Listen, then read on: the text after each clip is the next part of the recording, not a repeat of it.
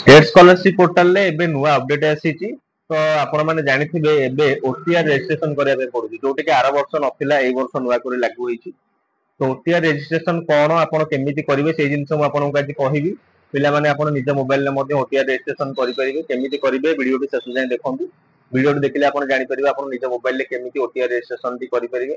आपण को एथि पई निजर आधार कार्ड एवं निजर आधार कार्ड रे बायोमेट्रिक अपडेट थिबा नियाती दरकार तो बायोमेट्रिक जार अपडेट नाही से ओटीआर नंबर टी काढी परिबे नाही कारण त आई स्कैन होउची ओटीआर रे तो चलंतु देखिबा केमिति आपण ओटीआर करिवे तो वीडियो टी अधिक मात्रा रे शेयर करंतु जेमिति समस्त जानि परिबे ओटीआर टी केमिति आपण निज मोबाइल ले करि परिबे देखंतु प्रथमे निज मोबाइल रे प्ले स्टोर टी ओपन करिवे ओपन कला पर एटी सर्च बार रे सर्च करिवे एनएसपी ओटीआर तो एनएसपी ओटीआर सर्च कले आपनकू एनएसपी ओटीआर एप्लीकेशन टी शो करिवो देखंतु एटी मोर ओपन लिखा हिची ओपन कोन पई लिखा हिची ना मोर एटा ऑलरेडी इंस्टॉल हेक अछि सेथि पई मोर ओपन लिखा हिची तो आपनकर इंस्टॉल देखेबा आपन ताको इंस्टॉल करिवे तो इंस्टॉल कला परे आ गुटे जिंस देखंतु फेस आरडी देखंतु फेस आरडी स्कैनर सर्च करिवे देखंतु आधार फेस आरडी तो एटा आपन को भी इंस्टॉल करिया बेन पड़ियो मोर इंस्टॉल हेक अछि तेनु एटा अनइंस्टॉल देखौछु तो एई दिटा जाको आपन को फोन रे इंस्टॉल करिया बेन पड़ियो आधार फेस आरडी जो सॉफ्टवेयर टी अछि एटा रे आपन को किछि काम नाही आपन केवल इंस्टॉल करिकि ही ताको छाड़ देबे आपन को मेन काम हले ओटीआर नंबर काढिबे देखंतु NSP OTR application T open करिवे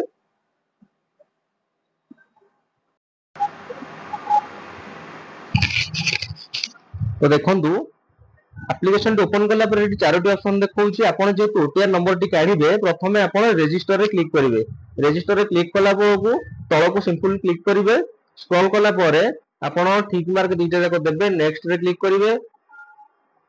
तो देखंतु एटी प्रथमे आपण आपनकर मोबाइल नंबर टी देबे तो मोबाइल नंबर कोउटा देबे ना जोटा आधार रे अछि सेटा देले चलिबो नहले आपण जे कोनोसी मोबाइल नंबर देले चलिबो एटा मैंडेटरी नुह जे आपनकर आधार रे जो नंबर टी लिंक अछि सेई नंबर टी दबा पई बाध्यतामूलक सेटा किछि मैंडेटरी नुह एबे सुधा भी सेमिति आपण नंबर लिंक नथिले भी आपण ओटीआर रजिस्ट्रेशन करि परिबे अन्य जे कोनोसी नंबर रे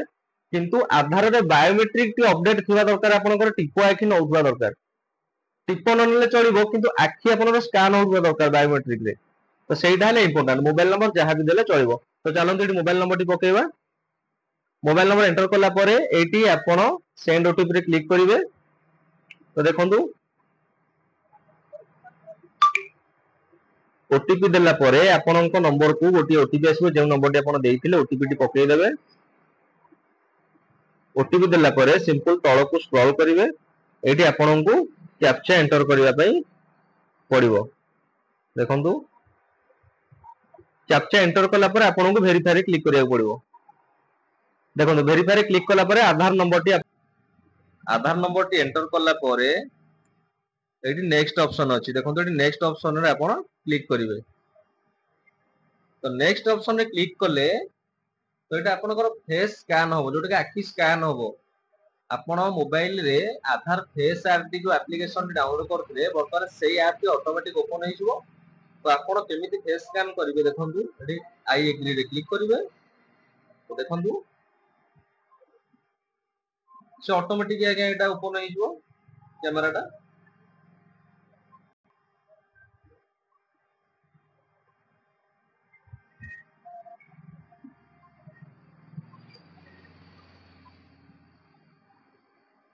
तो देखंतु आखि स्कैन हैला परे आपनकर जो बैंक रे आधार लिंक थिबो तो से बैंक शो करिवो एठी आपनकर बैंक अकाउंट सीडेड बोली मध्ये लिखिवो लिखिला परे आपनकर ओटीआर नंबर टी आपनकर देखंतु शो होई जिवो आपनकर आधार कार्ड रे जे सब डिटेल अछि डिटेल शो करिवो आपनकर बहु नाटी एठी पकेइ देबे देखंतु आपनकर मातांकर नाम जहा एठी पकेइ देबे सेकंड रे फादर्स नेम एठी पकेइबे पकेइला परे सिंपल आपण एठी नेक्स्ट रे क्लिक करिवे मेल आईडी किछि कंपलसरी नै आपण एठी नेक्स्ट रे क्लिक करिवे देखंतु क्लिक कला पर आई एग्री रे क्लिक करिवे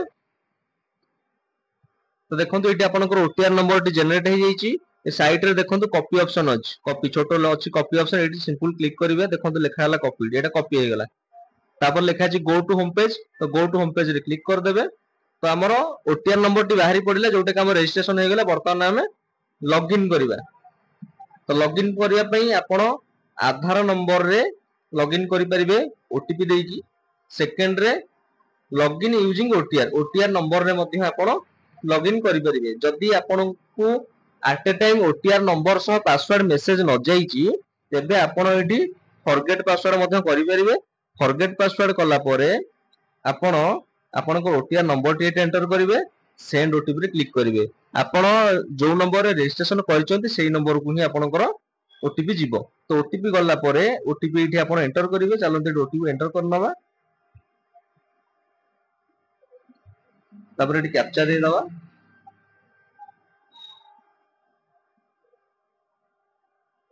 देन नेक्स्ट रे क्लिक करिवा।